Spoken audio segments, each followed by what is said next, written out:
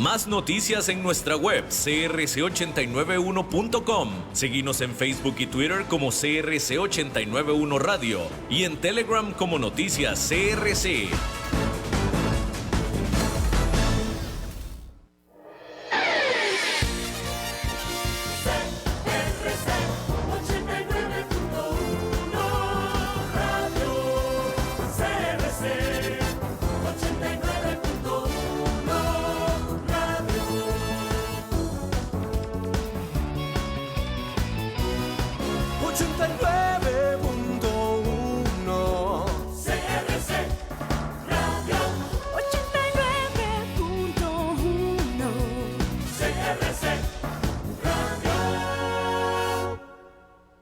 CRC 89.1 Radio y Cadena Radial Costarricense no se hacen responsables por las opiniones emitidas en este programa. Transcomer, puesto de bolsa de comercio, presenta A las 5 con Alberto Padilla.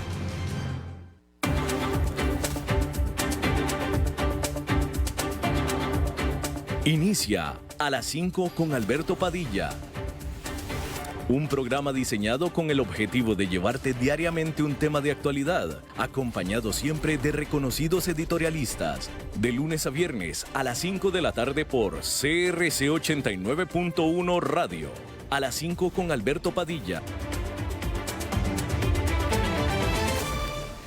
Hola, ¿qué tal? Saludos, bienvenidos a esta emisión de A las 5 con su servidor Alberto Padilla. Muchísimas gracias por estarnos acompañando. Gracias por estar ahí. Le mando cálidos saludos desde la señal y las instalaciones de CRC 89.1 Radio en San José, Costa Rica, desde donde estamos transmitiendo hasta el punto, en el tiempo y en el espacio en el que usted nos está escuchando, porque estamos saliendo en diferentes vías simultáneamente, por ejemplo en Facebook Live, en la página de este programa, A las 5 con Alberto Padilla. Estamos disponibles en podcast, en las más importantes plataformas para ello, Spotify, Apple Podcast, Google Podcast y otras 5 importantes más. Estamos disponibles también en el canal de YouTube de este programa y este programa que se transmite en vivo en este momento aquí en Costa Rica en CRC 89.1 Radio. Se repite todas las noches a las 10, aquí mismo en CRC 89.1 Radio. En esta ocasión me acompaña al otro lado de los cristales, tratando de controlar los incontrolables, el señor David Guerrero y la producción general de este programa, siempre poderosa, desde Bogotá, Colombia, a cargo del señor Mauricio Sandoval. Bueno, pues desgraciadamente sucedió que otro poderoso terremoto más, ahora de 6,3 puntos, 6,3 en la escala de Richter, en la zona de Hatay, la provincia esta en el sur de Turquía, donde sucedió el devastador terremoto de 7,8 y 7,5. Fueron dos terremotos hace exactamente 2 semanas. Oficiales turcos dijeron que en esta ocasión 3 personas más perecieron y 213 fueron heridas en este nuevo evento. El epicentro fue en Antakya, donde algunos de los edificios que permanecían en pie fueron dañados. Hay que decir que de todos modos la gran mayoría de los residentes estaban quedándose en casas de campaña públicas en los alrededores de la ciudad. 34 países han cuestionado si acaso los atletas rusos y bielorrusos deberían de competir en las próximas Olimpiadas como neutrales, luego de que la organización que está a cargo de estos Juegos Olímpicos ha sugerido y de hecho ha urgido a la exclusión de estas dos nacionalidades en un comunicado que envió.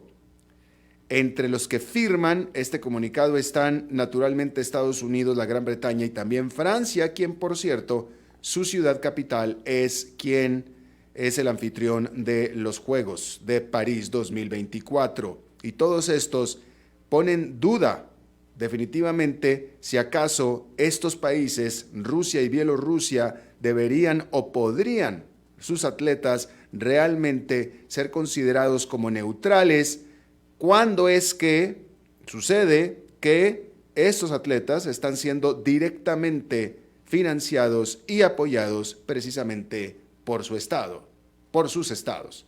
Entonces, ¿de qué manera pudieran comunicarse o considerarse que fueran neutrales?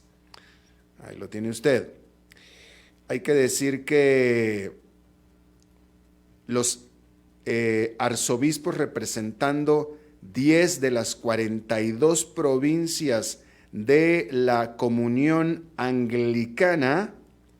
Hay que recordar que la iglesia anglicana es la iglesia predominante en la Gran Bretaña, que básicamente es un cisma que se dio, una separación que se dio de la iglesia católica hace varios siglos, de tal manera que es muy parecida a la iglesia católica, simplemente se llaman ellos la iglesia anglicana, y ahí los arzobispos que representan a 10 de las 42 provincias mencionaron que ya no reconocen al arzobispo de Canterbury como su líder después de que la Iglesia de Inglaterra respaldara la bendición que le dio a los matrimonios del mismo sexo.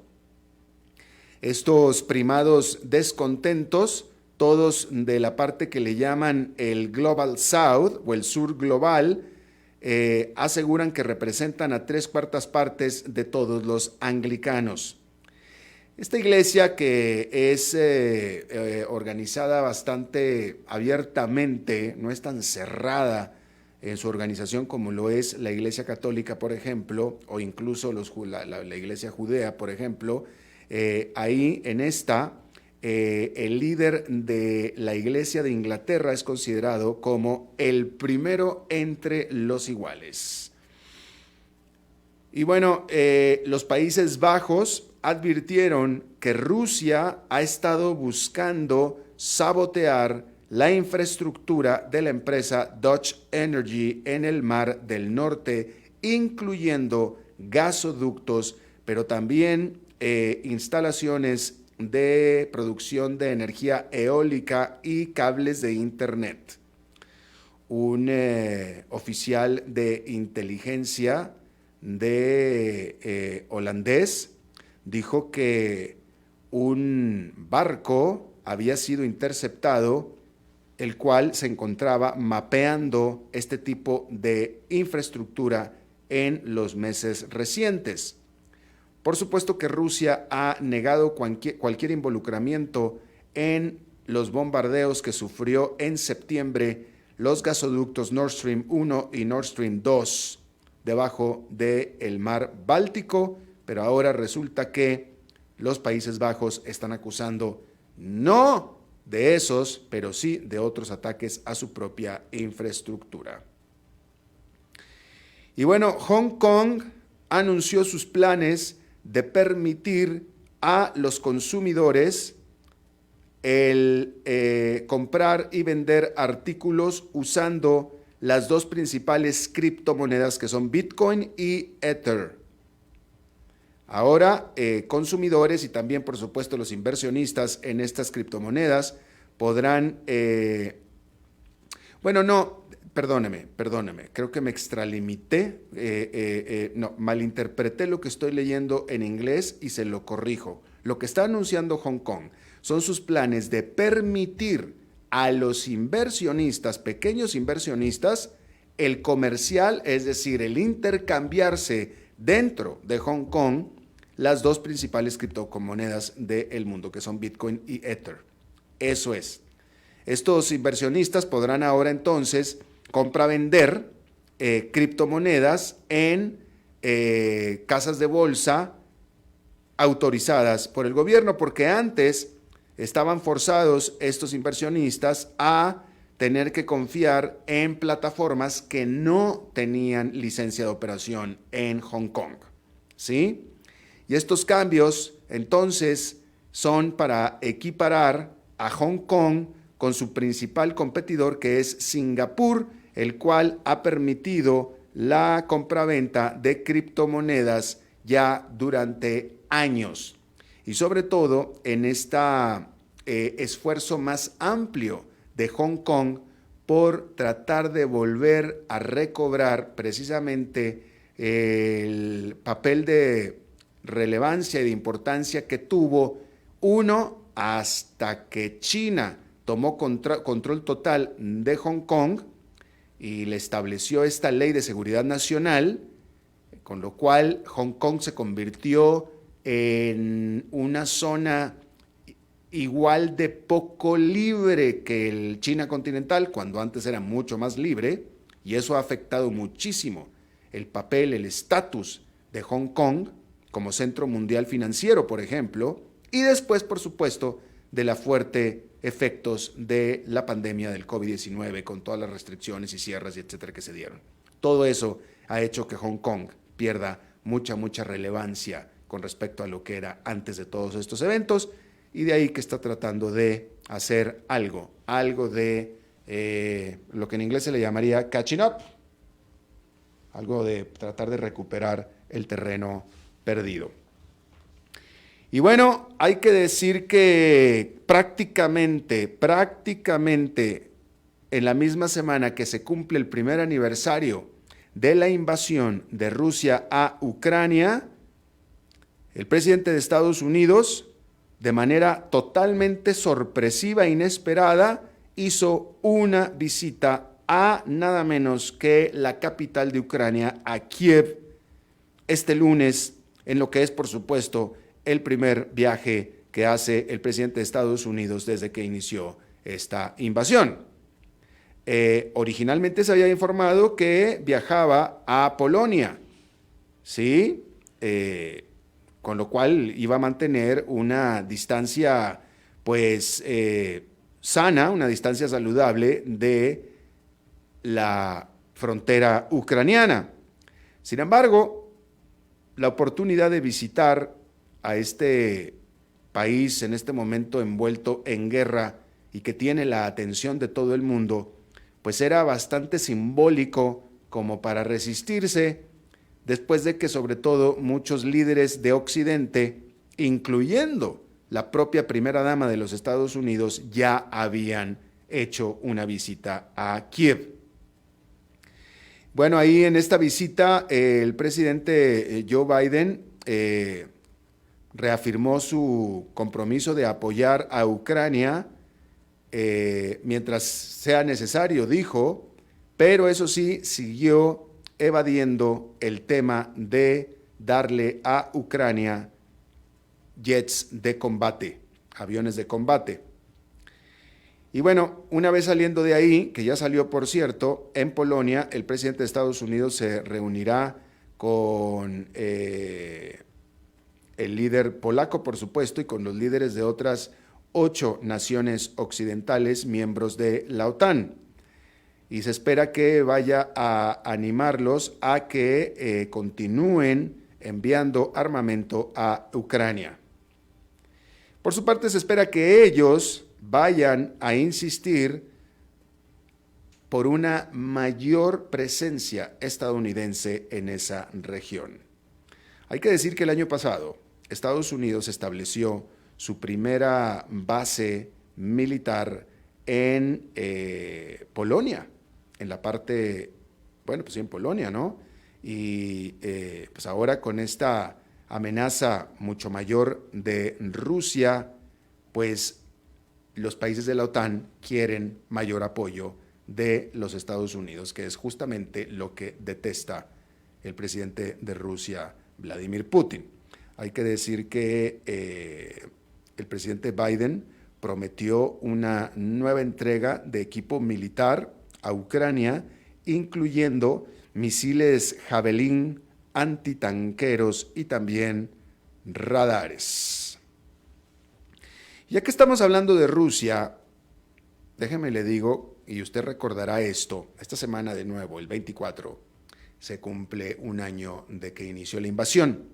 Y en aquel entonces, hace un año, muchos estaban, incluso diría yo, estábamos prediciendo un desastre para la economía de Rusia.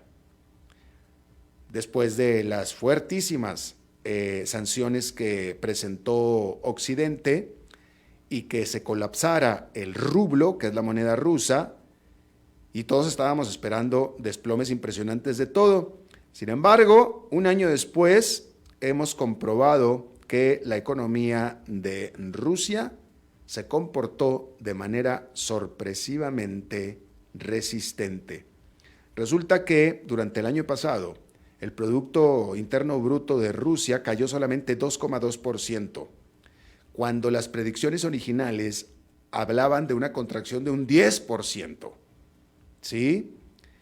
Y ahora el Fondo Monetario Internacional pronostica que en el 2023, en el actual año, la economía rusa crecerá 0,3%. El Banco Central de Rusia, que se esperaba que lanzara su último reporte monetario a principios de esta semana, continúa en su comportamiento bastante tranquilo. La verdad, su principal reacción, casi inmediatamente después de la invasión de que iniciara, fue la de disparar las tasas de interés del nivel en el que estaban de 9,5% hasta el 20%, de un solo golpe, ¡pum!, 9,5 hasta el 20%, en lo que fue una señal de que estaba total y completamente determinado en no dejar subir la inflación y evitar de tajo una corrida bancaria. Desde entonces, gradualmente, el Banco Central de Rusia ha ido bajando las tasas de interés y las ha mantenido en 7,5% desde septiembre, incluso más bajas de donde estaban justamente hace un año, que estaban en 9,5%, ahora están en 7,5%. Alegando el Banco Central que pues la inflación está elevada, pero es manejable. Hay que decir que las recientes sanciones de Occidente sobre el petróleo ruso no han parecido causar demasiado daño todavía a Rusia, aunque la última extensión que se hizo de estas medidas hacia los productos refinados, como por ejemplo pudiera ser diésel, sí se espera que sea un poquito más difícil para Rusia evitar que le hagan daño. Sin embargo, sea lo que sea, el daño que se le haya hecho, que por las cifras parece que no es mucho, pero claramente no ha sido tanto tampoco como para evitar lo que las sanciones estaban buscando evitar, que era que Rusia continuara con la invasión. Y eso no lo ha logrado. Y bueno, no lejos de ahí, en la Unión Europea, este lunes, las últimas cifras, las más recientes, de la confianza del consumidor europeo, hicieron levantar las esperanzas de que la eurozona podrá, después de todo, evitar una recesión. El indicador que liberó la Comisión Europea muestra una lectura de menos 19 en febrero, que viene de la lectura de menos 20,7 en enero. Cualquier resultado por debajo de cero todavía indica, por supuesto, un pesimismo importante. Bueno, entre más se aleje del cero es más importante el pesimismo, ¿sí? Pero sin embargo, el índice o indicador subyacente es el más alto en un año.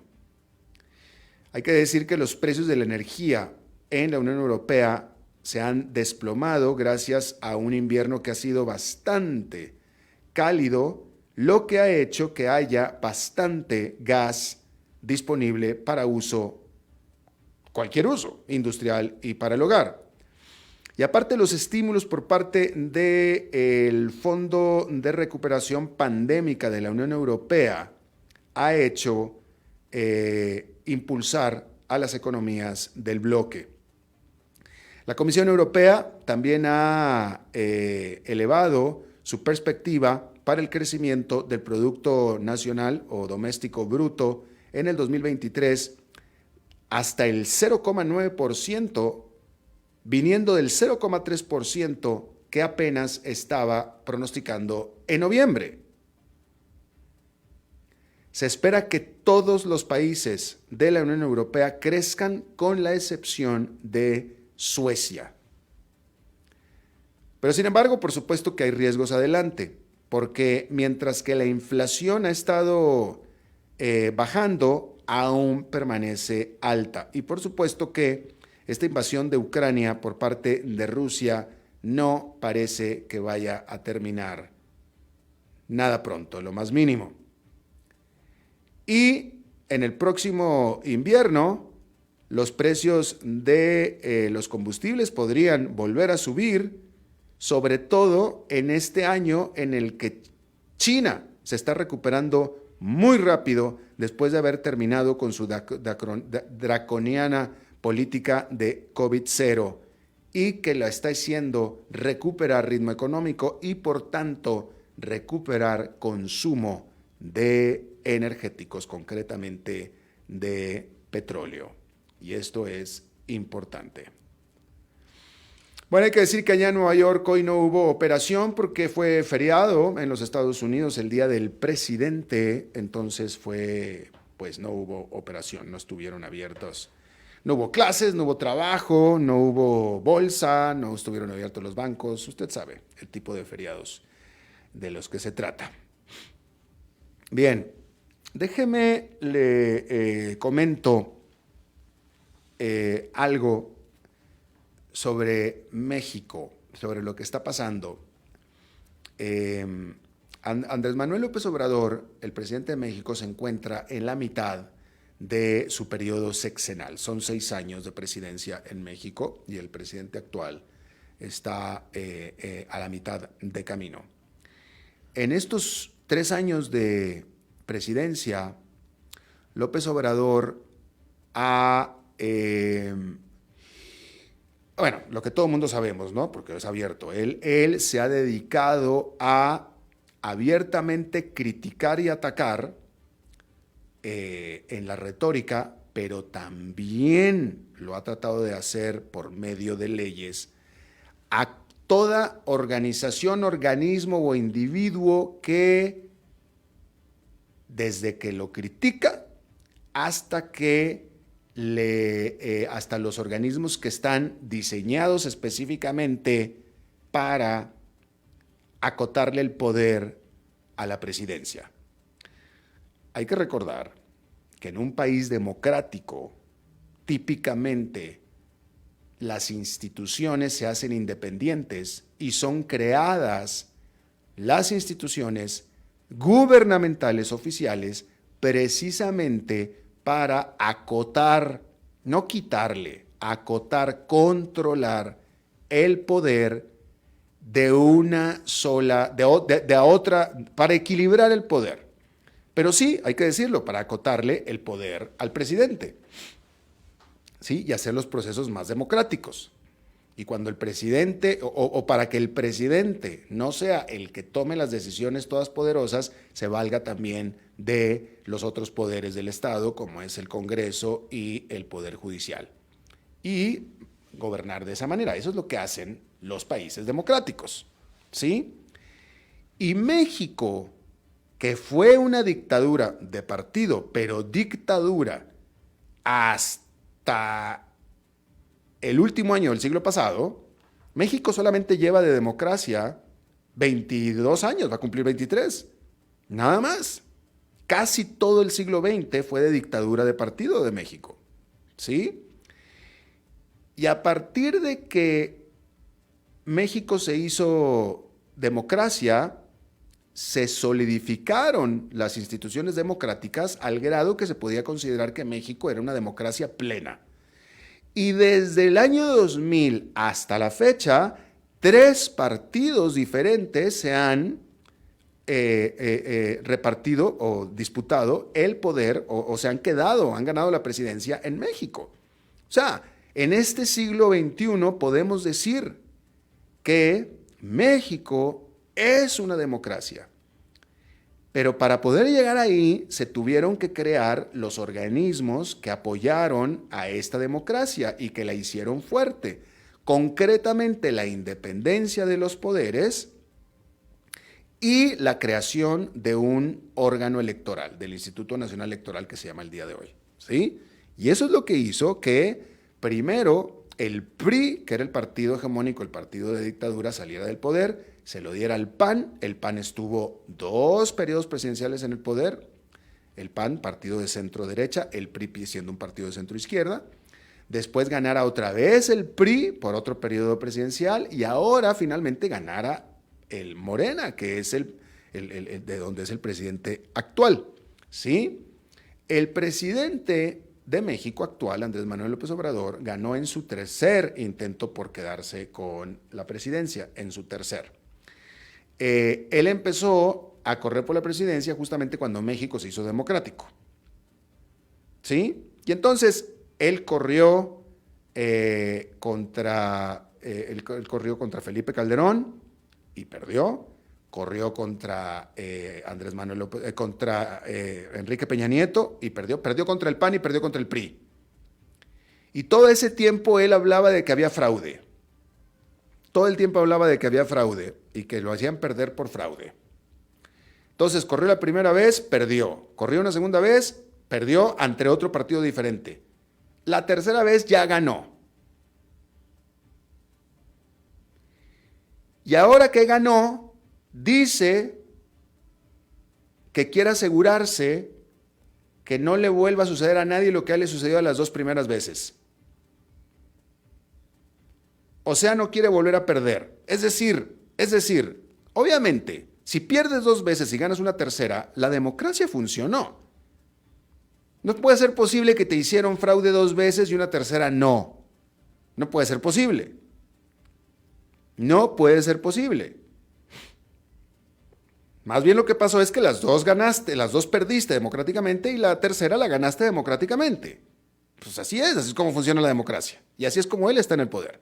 Bien, pues ahora todas las instituciones por las cuales se garantizó que él llegara al poder, y todos los demás también, todos los que más llegaron, él las está atacando.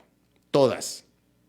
A la prensa, que lo critica, como critica cualquier otro que estuviera en la silla presidencial, pero más terriblemente ha atacado en el Congreso y etcétera, ha querido deshacer al INE, al órgano electoral, que él dice que lo quiere hacer más democrático y más ciudadano, mediante, primero que nada, quitándole recursos, le está quitando mucho dinero, muchos recursos al Instituto Nacional Electoral.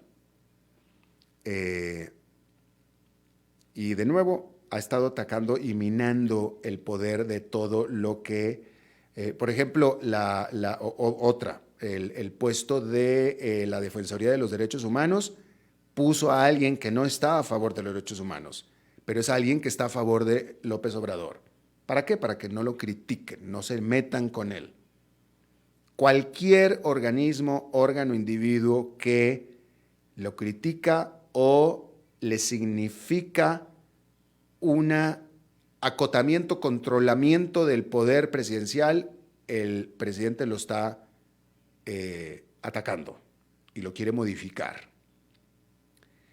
Al mismo tiempo, le ha estado dando inmenso poder al ejército, aparte. Le está dando inmenso poder al ejército. Cuando López Obrador llegó a la presidencia hace 3 años, el Ejército de México era el Ejército de México y era lo que se dedicaba a ser el Ejército de México. Hoy, el Ejército de México, 3 años después, maneja aeropuertos, maneja aduanas, construye aeropuertos, construye un ferrocarril, que es el proyecto insignia de López Obrador. Ya le dieron una aerolínea, ahora va a tener una aerolínea. Ya tiene un banco, ahora va a tener banco. Y cada vez le está dando más poder al ejército. Y está haciendo a los generales empresarios, corporativos, directores de empresas, etcétera, etcétera. Entonces, discúlpeme a mí. Bueno, y aparte hay que recordar esto. Andrés Manuel López Obrador originalmente era un priista. Él era un priista originalmente. López Obrador. ¿Sí? López Obrador, junto con otros priistas, salen del PRI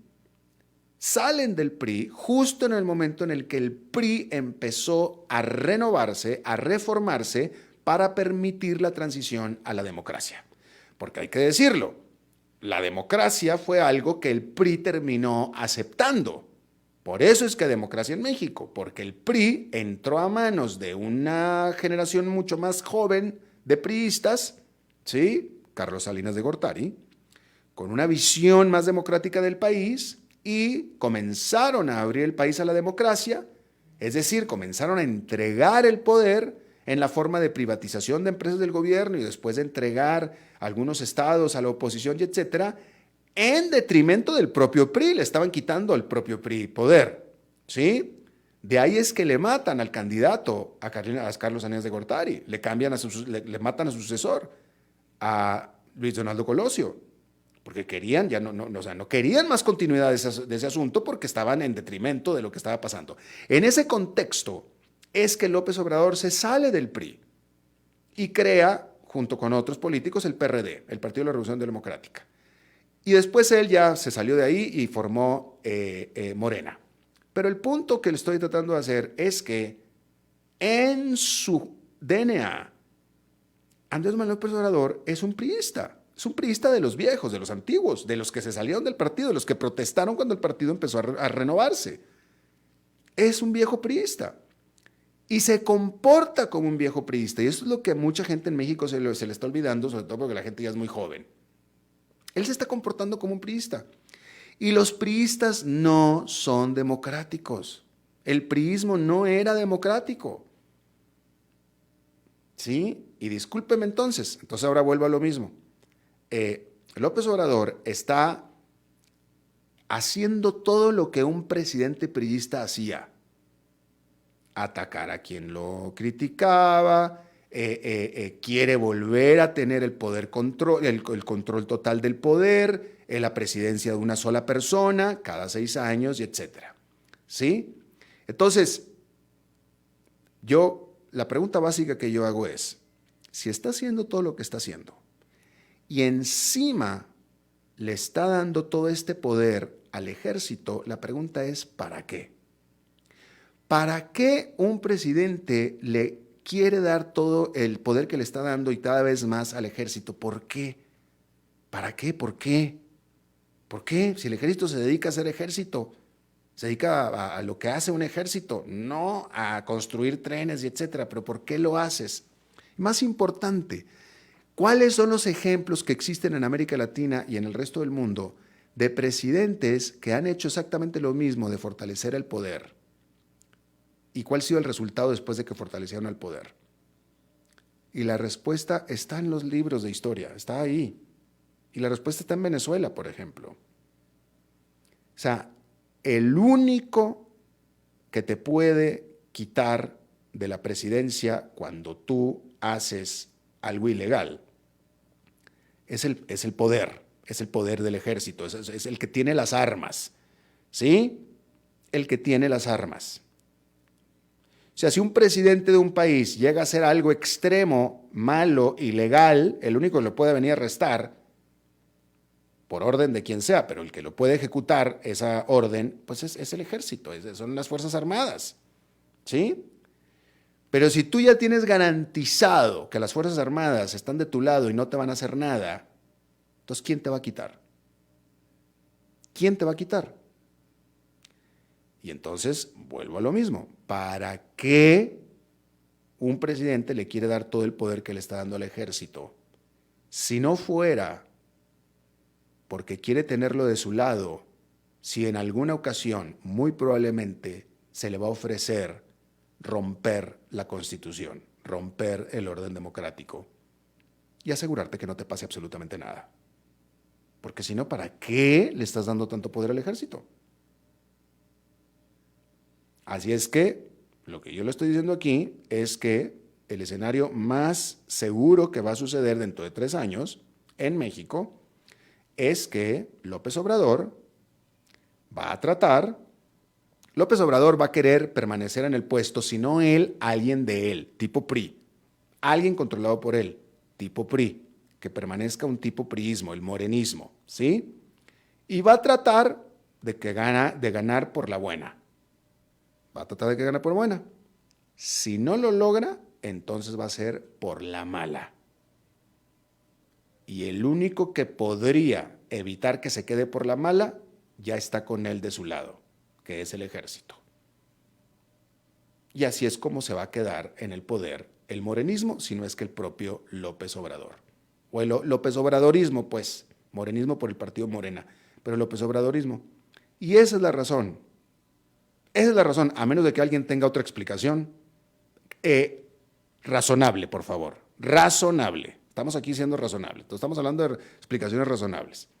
Entonces, si alguien tiene otra explicación razonable de por qué, a la par que está minando las instituciones y individuos que lo critican, le está dando todo el poder al ejército, si no es para quedarse, si es que necesita quedarse por si no gana por la buena, si alguien tiene otra explicación razonable, que me la haga saber. Pero por lo pronto, los libros de historia dicen que la única explicación posible es esa. Vamos a hacer una pausa y regresamos con más. A las 5 con Alberto Padilla, por CRC 89.1 Radio. Ok, gracias a todos por haber venido a la fiesta de despedida de don Alberto, quien cumple 30 años de trabajar para nuestra empresa. Y bueno, le llegó el día del retiro. Don Alberto, ¿por qué no viene acá y nos da unas palabras? ¡Que hable! Muchas gracias a todos. Solo puedo decirles que si alguien sabe de algún trabajito, que por favor me avisen. Es en serio. No me preparé para este momento y tengo que ver cómo consigo otro trabajo. No cometan el mismo error que yo. Transcomer, puesto de bolsa de comercio. Construyamos juntos su futuro. Somos expertos en eso.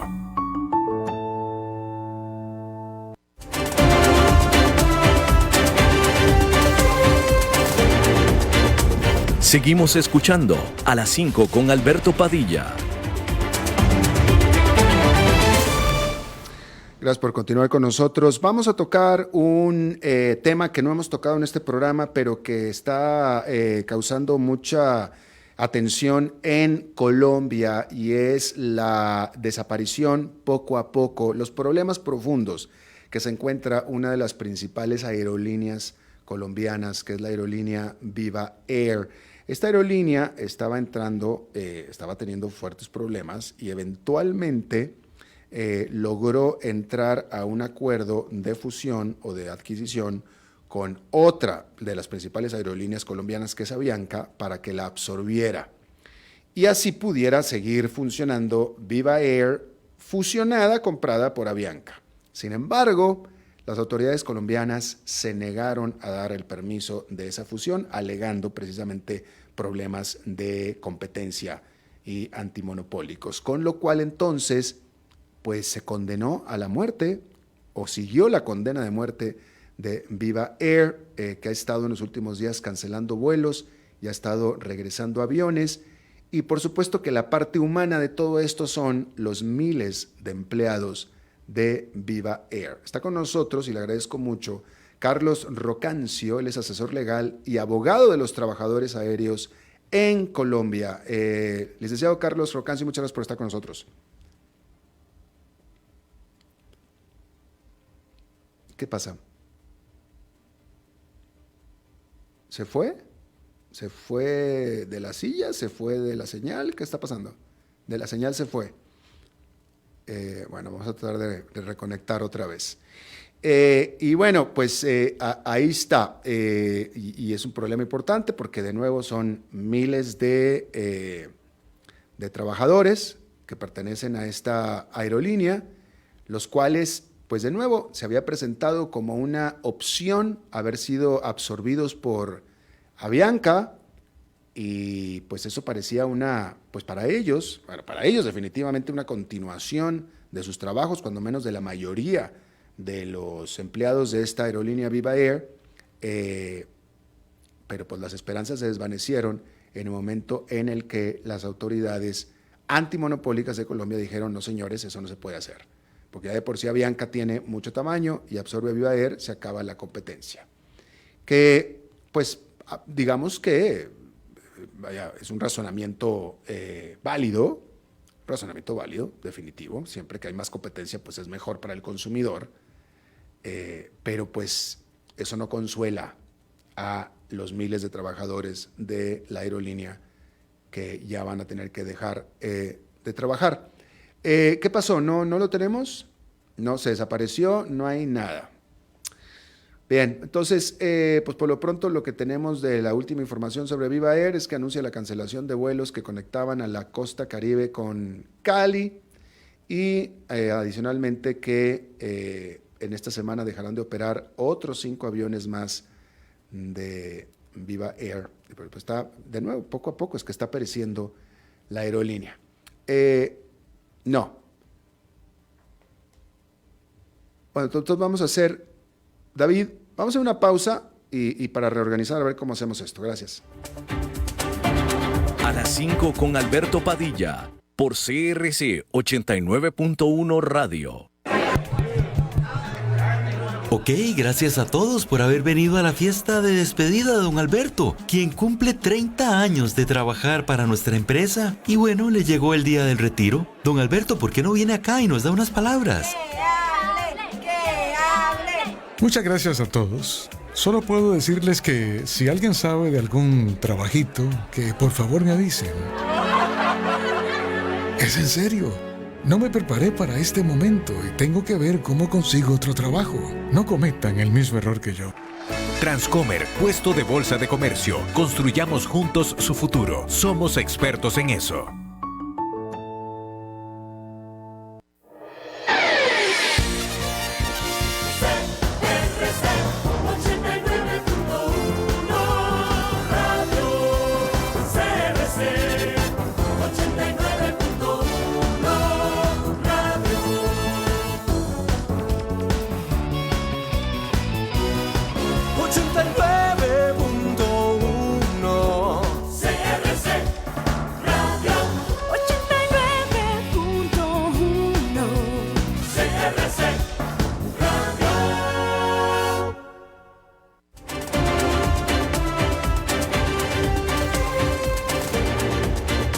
Seguimos escuchando a las 5 con Alberto Padilla. Bueno, vamos a continuar hablando de aerolíneas porque vamos a hablar de... la semana pasada se dio una noticia muy importante de que Air India, la aerolínea bandera de la India, hizo una compra histórica de aviones. Hay que decir que esta aerolínea comenzó este año pues con una muy mala nota porque se dio mucha cobertura a nivel mundial. Mucha, Eugenio, vamos con Eugenio. Se dio mucha cobertura a nivel mundial de un episodio en el que un pasajero que iba en business class en un vuelo de Aero India, ahí volando, literalmente, como decimos soezmente en América Latina, meó a su compañero de al lado, lo meó, lo orinó, ¿sí? Y bueno, se dio ese escandaloso, bochornoso hecho en un vuelo de la Aero India, pero el punto es que ese episodio resumió para muchos lo que es la caída de esta aerolínea bandera de la India, que por mucho tiempo fue un motivo de orgullo nacional. El conglomerado gigante indio Tata, quien tomó la aerolínea del gobierno el año pasado, ahora está esperando el volver a la aerolínea a lo que fue su antigua gloria. Y para esto está pues apostando en una expansión y, como le decía la semana pasada, colocó una orden récord histórica de 470 aeronaves, tanto de Boeing como de Airbus, por 70 y 80 mil millones de dólares, 70 mil de la Boeing y 80 mil de la Airbus, millones de dólares, ¿sí? Y la verdad es que en el mercado de la India, este gigante mercado, pues hay mucho lugar para crecer, ¿no? Este mercado, primero que nada, está apenas cerca de recuperarse completamente de la caída que sufrió por la pandemia, y se espera que el mercado de la India sea el tercero más grande del mundo de aquí a 10 años, solamente detrás de Estados Unidos y de China.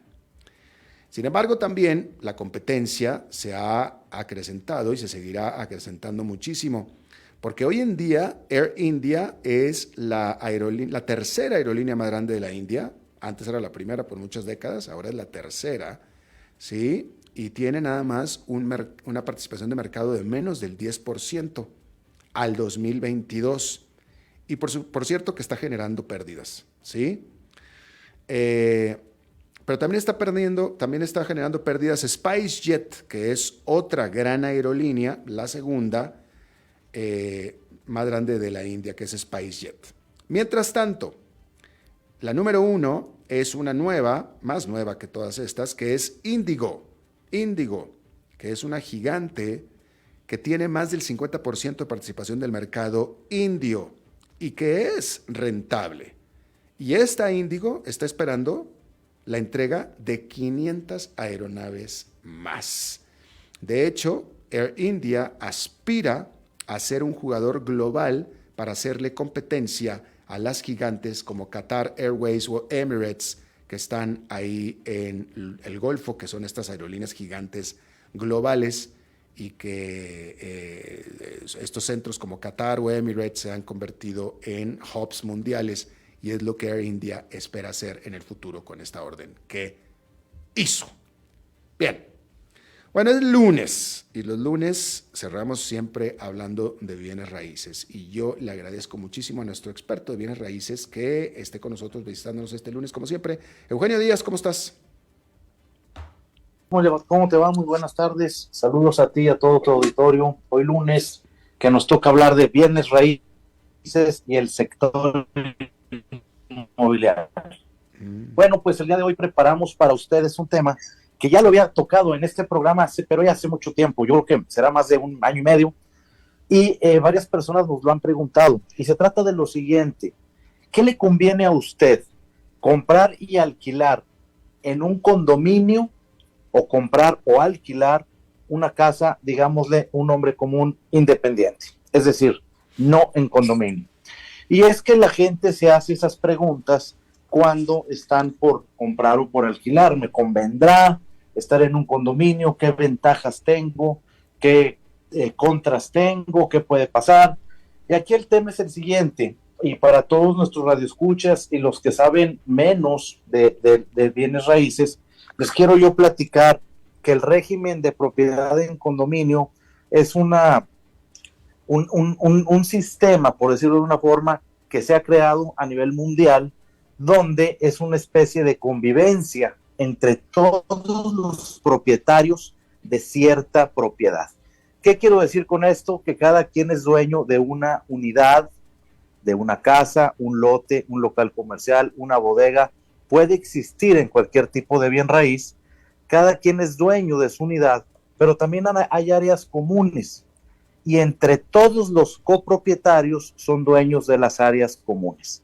¿Cómo hacen eso? Bueno, pues cada quien es dueño de un pequeño porcentaje o un gran porcentaje, dependiendo del número de condóminos que haya, de todas esas áreas comunes. Y a eso le llamamos un indiviso. ¿Qué quiero decir con esto y por qué les comento estos a nuestros estimados radioescuchas? Porque quiere decir que si usted vive dentro de un condominio y es propietario de una casa o de algún inmueble, usted también será dueño de una parte proporcional de todas esas áreas comunes. Y al decir áreas comunes, no necesariamente me refiero a lo que llamamos amenidades, como son piscina, gimnasio, tal vez alguna cancha deportiva, de tenis, de fútbol, de cualquier otra.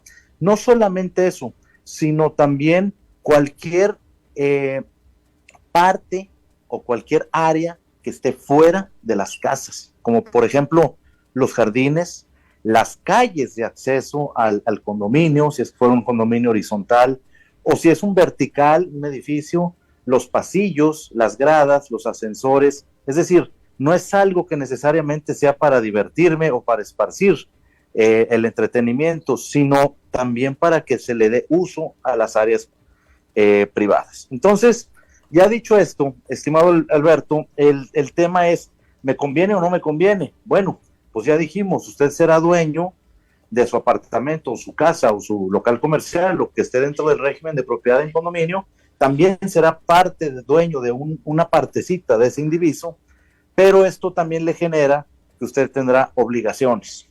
¿Y cuáles son las obligaciones? que para poder mantener en perfecto estado o en un buen estado todas esas áreas comunes que les acabo de comentar, pues tiene un costo para mantenerlas, un costo para limpiarlas, un costo para tenerlas en buen estado, y entonces todos los propietarios tendrán que poner mes a mes una parte de ese pago a lo que le llamamos una cuota de mantenimiento. Y es que cuando usted vive en un condominio tendrá que pagar una cuota de mantenimiento, normalmente casi en todos los condominios. Pero eso no es todo. Para que pueda haber un buen disfrute de los propietarios de ese condominio, le quiero comentar que todos los condominios tienen un reglamento, y eso es por ley, así está estipulado en la ley. Y en ese reglamento, digamos que se van a poner las reglas del juego, por decirlo de una forma. ¿Cuáles son esas reglas? Bueno, pues ahí le van a decir a usted los horarios en que puede, normalmente esto viene en los reglamentos, los horarios en que puede usar las instalaciones. Ahí le podrán decir inclusive hasta de mascotas, si son permitidas o no permitidas dentro del condominio. Ahí le van a mencionar todos lo que son, como su nombre lo dice, las reglas del condominio.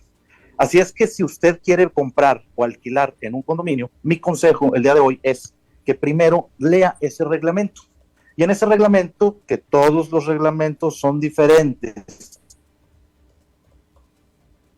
en los diferentes condominios, está de acuerdo a lo que usted está dispuesto a vivir dentro del condominio, o si simple y sencillamente no le conviene. ¿Por qué no le conviene? Porque tal vez, digamos, no acepten mascotas y usted tiene una mascota, pues no podrá vivir ahí.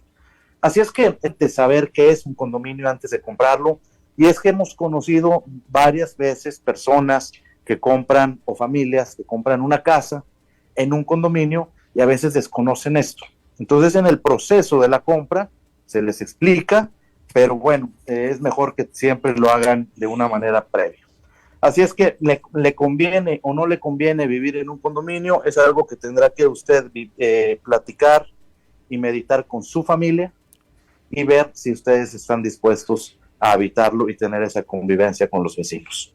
Es el tema de hoy, estimado Alberto. Espero que les guste y que sirva para toda la gente que nos ha venido preguntando en estos días. Una pregunta, Eugenio, porque casi todos nosotros, casi todos los que nos escuchan, bueno, me atrevo a decir que casi todos los que nos escuchan, pero salvo ciudades muy grandes, ¿no? Salvo un Buenos Aires, una Ciudad de México, la gran mayoría de los latinoamericanos hemos estado acostumbrados a crecer, sobre todo los más grandecitos de edad, a crecer y desarrollarnos en una casa y no en un edificio de condominios, salvo, de nuevo, que los que hayan vivido en las grandes capitales. Pero te pregunto, al final, mucha de la decisión de por qué alguien termina viviendo en un condominio es porque al final, sobre todo en una zona urbana, etcétera, es la opción más económica, ¿no? No necesariamente. Vivir en un apartamento es lo más económico. ¿Y por qué te lo digo, Alberto? Porque, bueno, hay de todos tipos, de todos precios. Conocemos apartamentos demasiado caros en Costa Rica o en cualquier parte del mundo. Lo que sucede es... Déjame nada más aclarar un poco, porque hay muchas zonas. Por ejemplo, si tú tienes que vivir en tal zona por motivos profesionales, está tu trabajo, la escuela de tus hijos y etcétera, y es una zona muy cara, pues me parece a mí, en muchos de los casos, la situación va a ser que, bueno, pues lo único que nos va a alcanzar es para vivir en un condominio, porque una casa con jardín y todo va a ser mucho más caro. O sea, muchas de las veces la razón por construir un edificio de departamentos alto en un terreno que antes había una casa, pues es precisamente para multiplicar las posibilidades de vivienda en lo que antes era nada más el terreno para una sola casa, ¿no? Por supuesto, y es que acabas de mencionar un tema básico en por qué existen los condominios. Un condominio, voy a hablar de un condominio de estos edificios que comentas tú, que normalmente tienen ese tipo de amenidades: gimnasio, piscina, tal vez alguna cancha, juegos infantiles, jardines.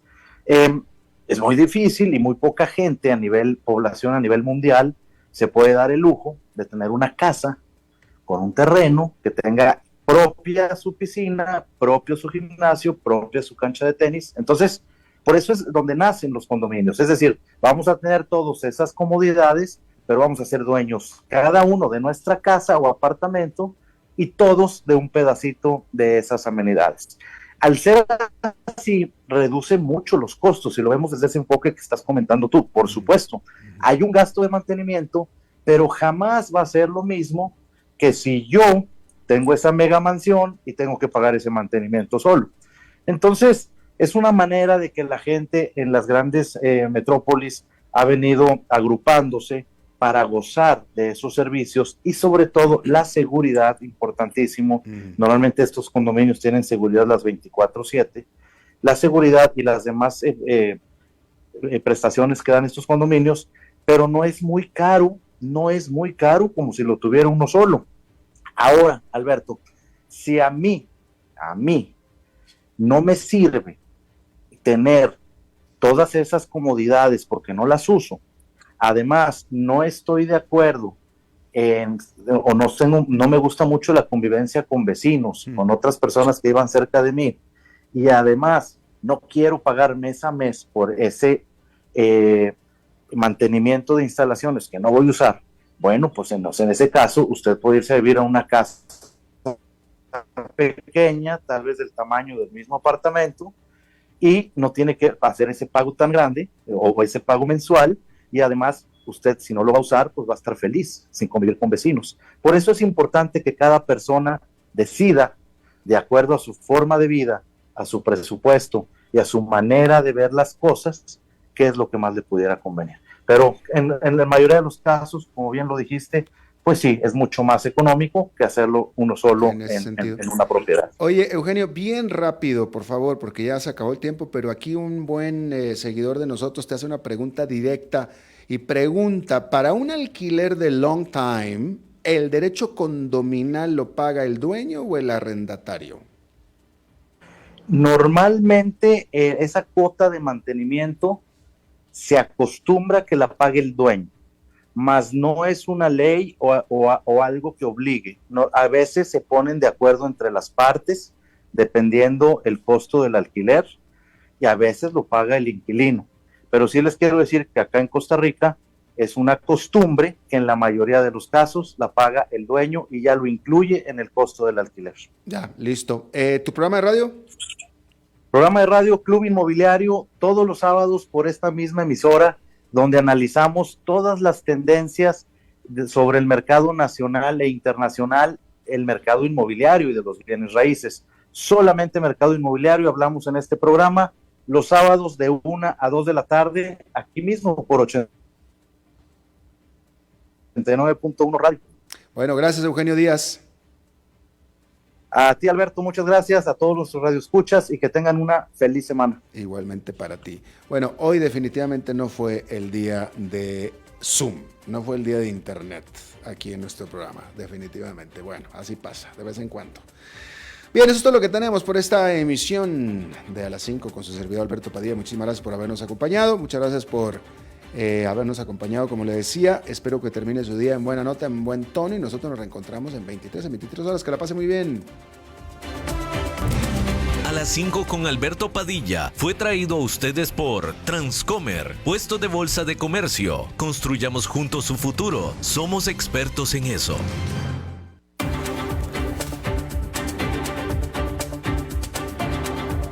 Concluye A las 5 con Alberto Padilla. Un programa diseñado con el objetivo de llevarte diariamente un tema de actualidad, acompañado siempre de reconocidos editorialistas, de lunes a viernes a las 5 de la tarde por CRC 89.1 Radio. A las 5 con Alberto Padilla.